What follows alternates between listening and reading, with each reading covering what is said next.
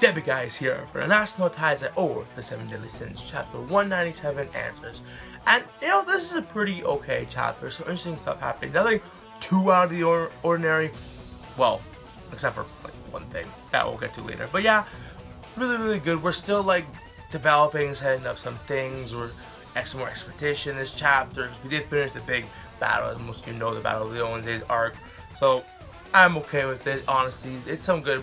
We had some intense stuff for a long time. Since, like, the Gloxian and Dolor, like, tournament arc that got interrupted, and the Battle of the Only arc, and it's been some pretty intense stuff. So there's just some, like, calming stuff where maybe some setup's gonna happen.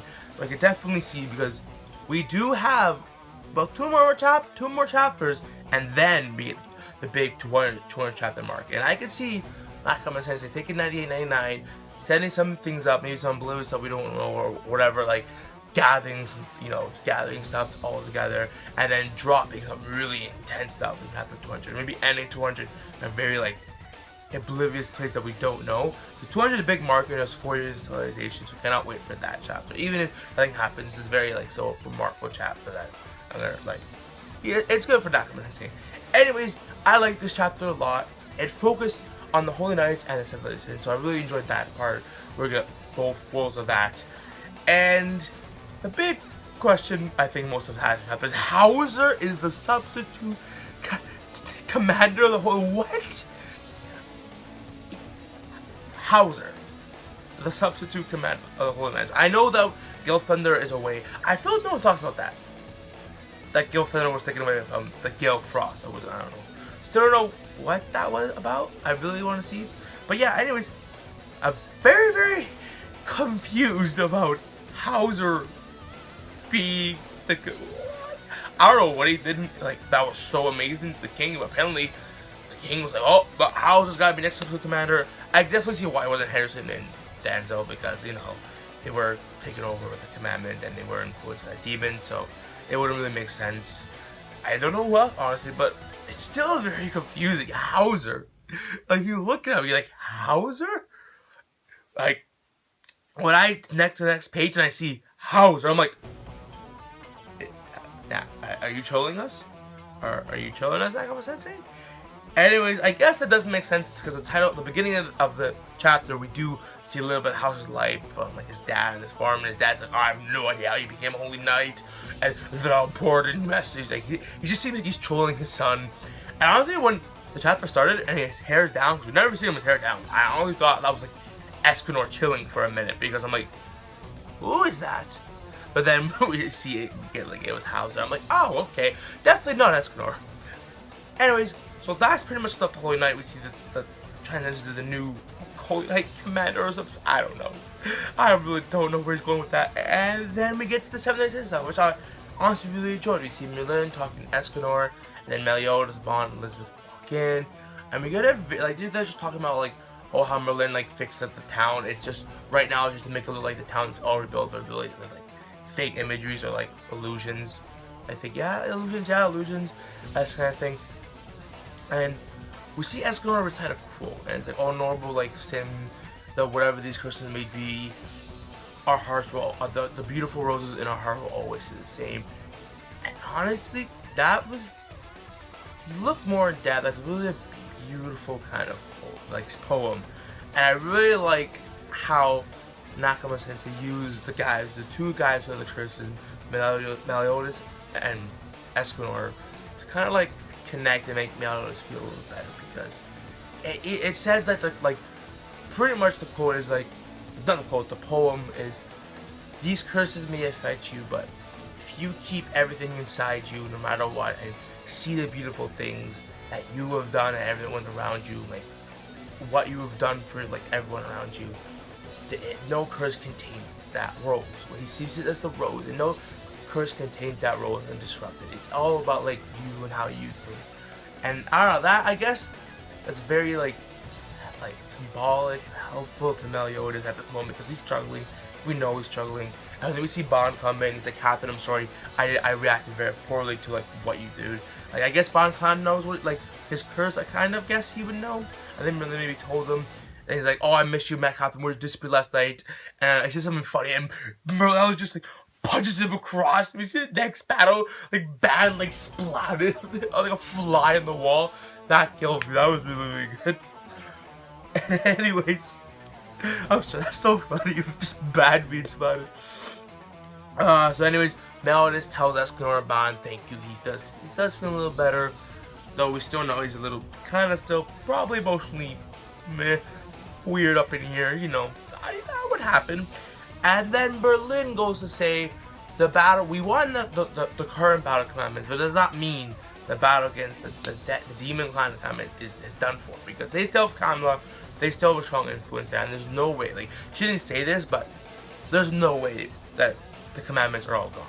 I for sure think Exnor, Zeldris, Derare, Mionspec, Bloxian, and Delor, because those two didn't show up at all. Bloxian and Delor did not show up at all. So though I definitely think those guys are still alive. I only ones who would say we're dead, for sure, is Frozin, but Gorthier. So Frozin's dead. Mercedes, I don't know say her name, but you know, the one who brought the souls back, she's dead. Galan, I think that he can maybe recover. I don't know, maybe. Then we have Grey Lord in the bottle, so yeah, I don't know what Merlin's doing with that. I kind of feel bad for that. I don't know. I'm kind of scared at this point for Grey Lord, because Merlin can be sadistic a little bit. But anyways, Merlin said it is time to gather the 70 million, and I'm like, yes! Why have we waited almost 200 chapters to do this? Actually, we've been trying to do the entire story, but it seems like we're close now, because we've got 5. Well, we had all 7, kind of. Yeah, kind of. We never had all 7 in the same place. We had like 6 at one point, and then the battle of Galileo was happening. Like Gorthier, Diane, and King disappear. We're like, what? Where are they? Anyways, we do see them this chapter, and think about the ending kill. But anyways, we do see them, and we see Gorthier being released for the pleasure of Azure Sky, and I guess he was captured. I don't know why we didn't see that. I would like to see maybe a page, like them taking Gorthier and thing.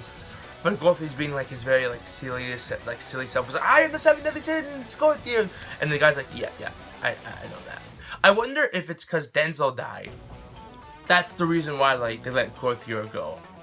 And he just seems very kooky, not really knowing what's going on. But then we get that thing where Gorthier's like, I am the 10th commandment, the selflessness, Gorthier, and we get those eyes. And whenever we see Gorthier the past as 10th commandment, we haven't seen his eyes, and that commandment is definitely doing that on purpose. And I wonder if the eyes that Gorthier showed when he said that in the panel after, is those the same eyes he has as the 10th commandment, selflessness? If he does, oh boy. Oh, I don't know what's gonna happen, because the Gorthier we know is definitely not the Gorthier who is gonna become the 10th commandment, selflessness. That scared me a little bit. I was gonna say that scared me a little bit. I also really want to see the 7 deadly sins gathered in a double spread panel page. I really do. But with the Gorthier stuff, I don't think we're gonna get it for a while. Anyways, so we see I can't remember his name, but the pleasure, the Azure Sky, the members, what? What? Oh my god. As they're releasing him, so I don't know if Gorthier's a troll or if he's I definitely think if he gets some sort of heart, I definitely think the commandment is time to come. I don't know. Maybe. I really don't know. Anyways, and then we get the end of the chapter where you see the fairy, the fairy forest. King says that no matter what, it won't grow. As he's naked and looking down at himself. I think we know what he's talking about. And then we see Diane come in. Also naked. She's trying to master some dance. Not really sure what that's about. Probably some giant dance with trying to feel the earth. But anyways, and the chapter ends with both of them naked. Because why not?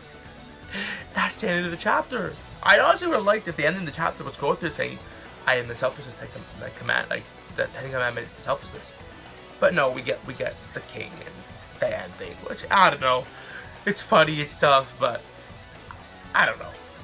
Anyways, very interesting chapter. We get some really funky and interesting stuff. We get Howzer, the Holy Knight Commander. We get Gorthier kind of saying that he's a Ten Commandment. I don't know. King and Diane. We get like a recap of the 70 Sins. We get a nice, beautiful poem by Escanor and Lynn stating like what you guys have listened. So some exciting stuff's gonna happen. I'm really excited. Anyways, this has been the Epic Guys. I'll see you 198 next week. Bye.